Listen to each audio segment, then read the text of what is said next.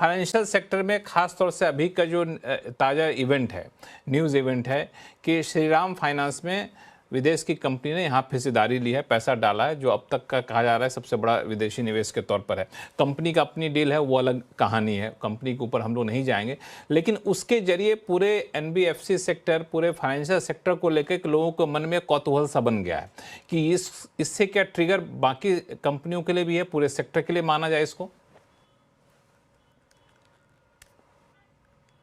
Definitely I think Laxman ji, financial sector में जिस तरह के चेंजेस देखे गए हैं, जिस तरह के पॉजिटिव चेंजेस देखे गए हैं, बहुत अट्रैक्टिव बना रहे हैं। और अगर हम देखें, अगर हम पिछले 3-4 महीने की देखें, जिस तरह की डील्स हुई हैं, स्टार्टिंग विद टुडे, जो एक मित्सुबिशी फाइनेंशियल ने 39,000 करोड़ की कमिटमेंट की है श्रीराम फाइनेंस में, एंड देव सेड कि दिस इज नॉट डन, हम आगे भी और बढ़ा सकते हैं। यूएई के एक काफ़ी बड़े बैंक ने आरबीएल में जिस तरह के काफी बड़ा निवेश किया था, उससे पहले सुमितो ने जो निवेश किया था यस बैंक में। So I think these are pointers to things which are happening, good things which are happening in financial sectors and which may happen further.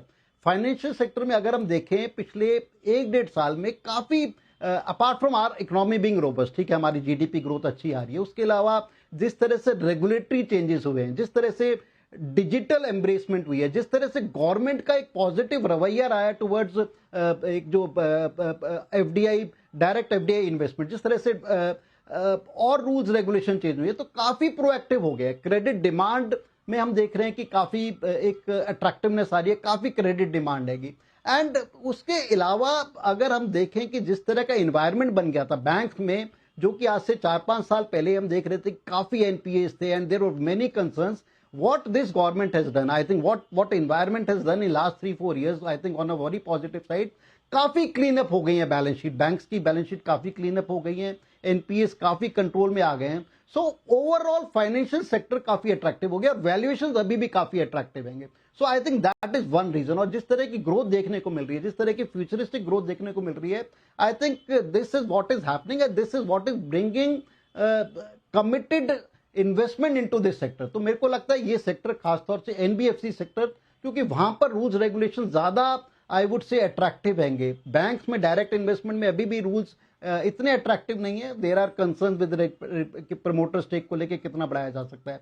So all in मेरे को लगता है कि पूरा फाइनेंशियल सेक्टर काफी attractive है, काफी अच्छे वैल्यूएशन पे है and they're in for good times. इसके अंदर की कौन सा sector in a particular time zone, whether NBFC is best, whether PSU banking is best, whether private sector banking is best, I think that is to be seen, but overall मेरे को ये लगता है कि ये थीम काफी attractive है।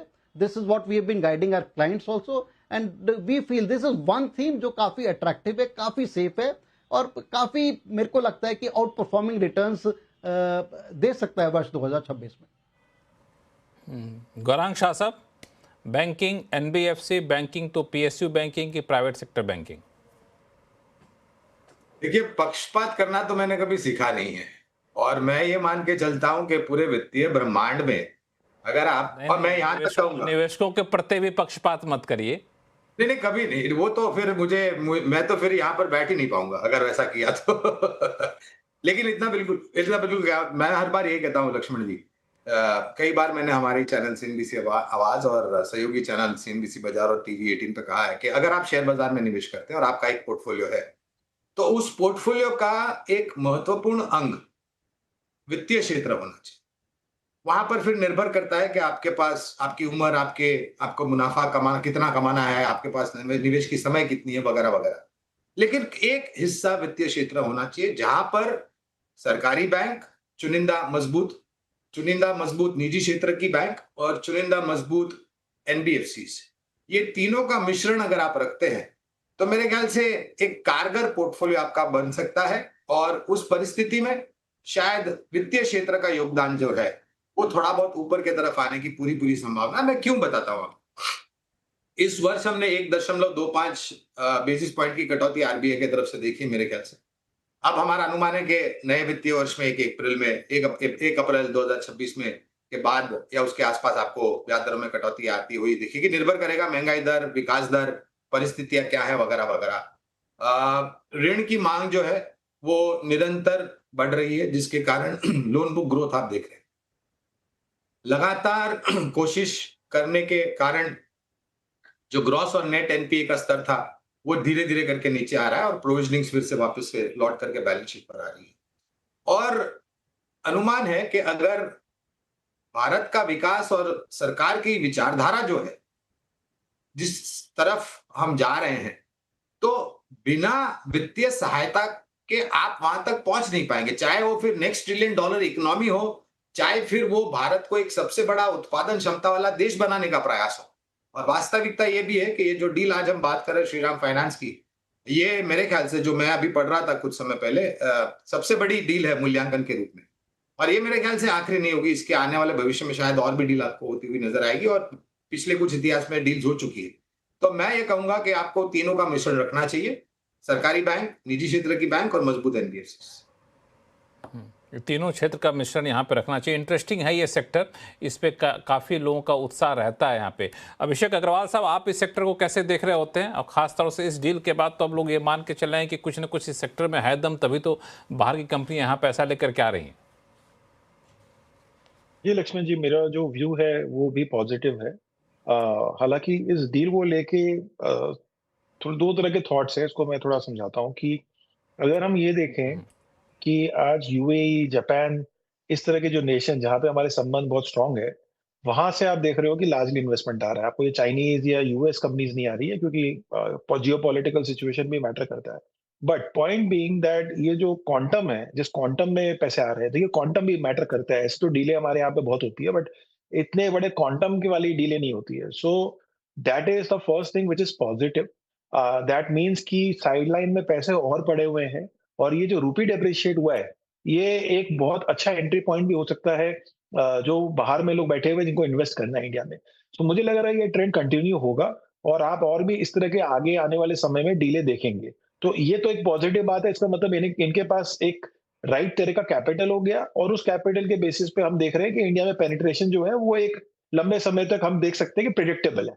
But यहाँ पे थोड़ा कैवियाट कहाँ आ रहा है, अगर हम इस वैल्यूएशन के मल्टीपल्स को देखें, जो कि प्राइस टू बुक के पॉइंट ऑफ व्यू से बात कर रहे हैं, और अभी जो आपके खुद की स्क्रीन पे बाकी कंपनियों की करंट एक 1 year forward price to book के मल्टीपल्स अगर हम देखें, तो वैल्यूएशन का जो गैप है वो काफी एविडेंट दिख रहा है। इंडीड इसका मतलब ये है कि जो डील हुई है और इनकमिंग इन्वेस्टर आया है, उनका बहुत बड़ा फायदा हुआ है। But investors have not got much, because एक 2 टाइम के प्राइस टू बुक के ऊपर आप बात कर रहे हो, जबकि ज्यादातर एनबीएफसी से लेके और भी दूसरे सेक्टर 3.5 से 5 टाइम्स ट्रेड कर रहे हैं। सो कहीं ना कहीं एक अगर ग्रोथ नहीं आएगी कंपनियों में, तो फिर ये वैल्यूएशन क्या यही रहेंगे, वो एक सवाल हो सकता है। So that is a concern as far as the valuation is concern. But positive side में अगर मैं फाइनेंशियल सेक्टर को ओवरऑल लूं, और अब हमारा डिस्कशन अगर हम बैंकों को एक्सपांड करें, तो देखिए 2-3 पॉइंट्स है जो नोट करने जैसी है। पहली बात तो ये है कि अगर हम स्ट्रक्चरली इंडिया के जो बैंकों की बैलेंस शीट देखें, तो मेरा ये समझना है कि लास्ट 15 साल के अंदर में अब जो टाइम में हम देख रहे हैं स्ट्रक्चरली, वो सबसे स्ट्रॉन्गेस्ट है। और वो आपको कहाँ दिख रहा है, वो आपको दिख रहा है ग्रॉस नॉन परफॉर्मिंग एसेट के रेशियो पे, जो एवरेज अभी चल रही है 3%, जो कि 10 साल के लोएस्ट स्तर पे है। और ये बहुत बड़ा इंपॉर्टेंट नंबर था। अगर हम इससे पहले के 5-10 साल पहले चले जाए, तो इसी नंबर को सबसे ज्यादा ट्रैक किया जाता था, और पनिश भी करते थे बैंकों को वैल्यूएशन का लिहाज से। और कई कई जगह पे तो 0.8, 0.7 प्राइस टू बुक के रेशियो में भी कंपनियां ट्रेड होती थी, बैंक ट्रेड होते थे। तो ये तो देखिए बहुत बड़ी पॉजिटिव है। दूसरा, जो क्रेडिट ग्रोथ है, वो भी जो एवरेज प्रिडिक्टेड है वो 14 से 15% है per annum. Now that is a very very good number, solid number. अगर हम देखें कि एक हमें वापस एक प्रिडिक्टिव, ठीक है, कोई भी बैंक हो या कोई भी सेक्टर हो, हमें अल्टीमेटली कहीं ना कहीं कोई लेवल की प्रिडिक्टिबिलिटी चाहिए, कि जहां हम सोच सकते हैं कि हाँ जी ग्रोथ आएगी और अर्निंग में ट्रांसलेट होगी। तो फाइनेंशियल सेक्टर मुझे लगता है कि उस स्वीट स्पॉट भी ये बिल्कुल बना हुआ है। एंड अगर हम पोर्टफोलियो एलोकेशन की बात करें, तो सर्टेनली एक अच्छा वेट हमें डेफिनेटली इस सेक्टर पे रखना चाहिए। डेफिनेटली इस सेक्टर पर रखना चाहिए। दलजीत सिंह कोहली साहब, आप भी यही सलाह देते हैं अपने क्लाइंट को? ये लक्ष्मण जी, इनफैक्ट हम लोग काफी पॉजिटिव हैं, और जैसे ये इंडेक्स की अगर हम कंपैरिजन करेंगे, तो उसमें भी ऑलमोस्ट 30-35% वेटेज इस सेक्टर का रहता है। तो there is no question of under weight on this, of course equal weight या फिर ओवर वेट रहते हैं इसमें। और अच्छी बात इसमें सबसे बड़ी ये है कि इसमें बहुत बड़ा वेराइड सेक्शन है, सब सेगमेंट्स बहुत सारे हैं। तो 5-6 तरीके से आप इसको कर सकते हैं। आपको व्हीकल फाइनेंस में जाना है, आपको हाउसिंग फाइनेंस लेना है, आपको अफोर्डेबल लेना है, आपको प्राइवेट बैंक लेना है, पब्लिक बैंक लेना है, आपको एनबीएफसी नॉर्मल जनरल वाले एनबीएफसीज लेने हैं, बहुत सारे तरीके हैं आपको, इंश्योरेंस है, लाइफ इंश्योरेंस, जनरल इंश्योरेंस, तो इतना बड़ा वैराइड सेक्टर है कि आप इसमें बहुत अच्छे से बहुत सारी कंपनियां ढूंढ सकते हैं जो आपको बहुत अच्छे रिटर्न दे सकते हैं। जो मैं सिर्फ इसमें ऐड करना चाहता हूँ कि ये जो all credit goes to RBI and the managements of these companies. दो चीजें हुई, आपने देखा जो इतनी बड़ी डील्स बार बार अनाउंस हो रही हैं, तो ये जो आरबीआई ने जब सुमिटोमो को जो हिंट जो अलाउ किया यस बैंक का, वहां से एक बहुत बड़ा चेंज ऑफ माइंड सबके सामने आया कि पहले ऐसा होता था कि जब कोई भी विदेशी अगर